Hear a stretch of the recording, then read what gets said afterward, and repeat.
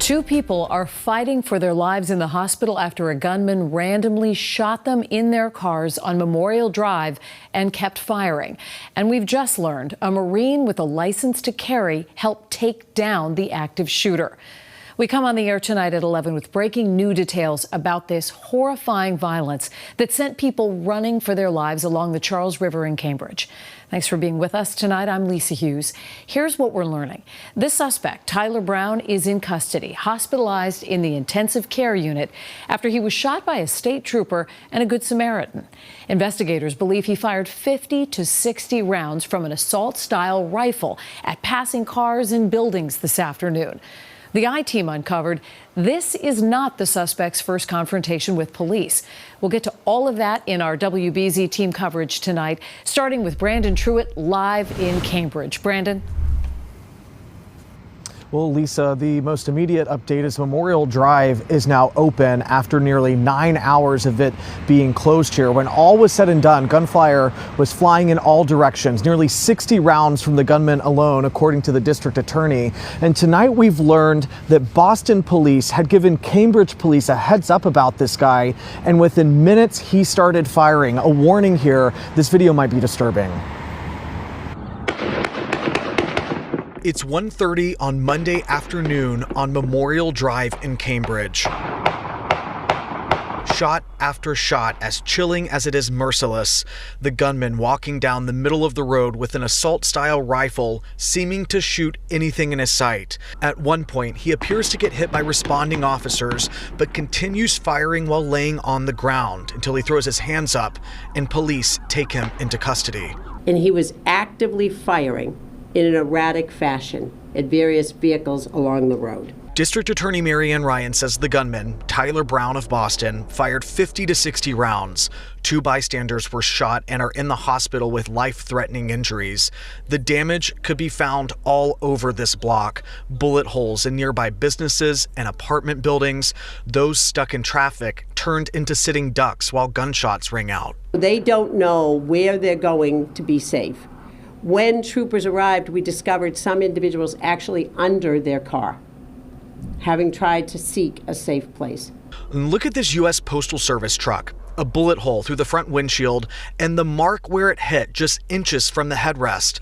A co-worker of this driver tells me she was stopped at a red light when a bullet flew past her. She was not injured. I think it's quite outrageous, especially because we're not used to that type of stuff in this area. I think quite honestly it's catastrophic to just see something like that happen in just a main road. But it was a Massachusetts state trooper and a civilian who engaged the suspect in gunfire. That civilian, we're told, is a Marine with a license to carry.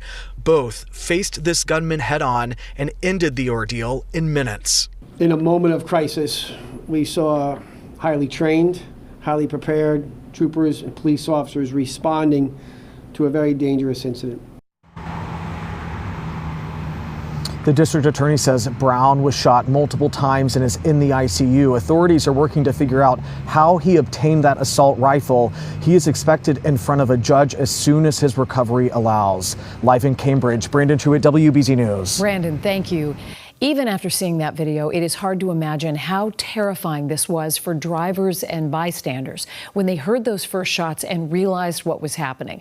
Samantha Cheney spoke with witnesses who described fleeing for their own survival.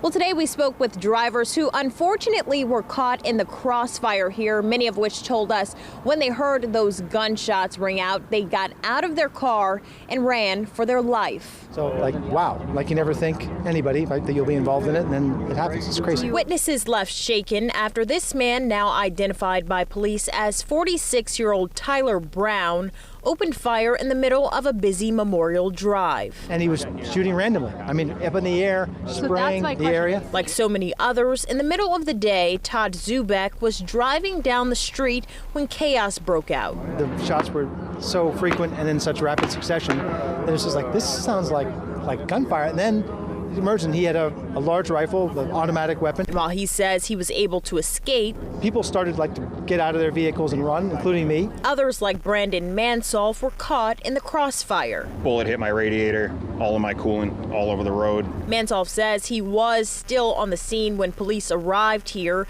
stopping the man terrorizing drivers and waving and shooting a long gun. State trooper pulled up directly on the side of me, got out, got behind his car right in front of my driver's side mirror, got into the gunfight with him. He says he didn't actually see the state trooper shoot Brown in the torso, I was ducked down behind my dashboard, but when he looked up, the suspect was on the ground.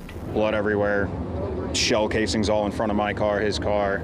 Now, at this time, police, they say there is no active threat in this area. They say detectives are working to reunite those who ran for safety with their cars. And they're asking anyone with video or information to come forward and help with this investigation. Reporting from Cambridge, I'm Samantha Cheney, WBZ News. Samantha, thank you. The WBZ I-team has learned this is not the suspect's first violent encounter with police.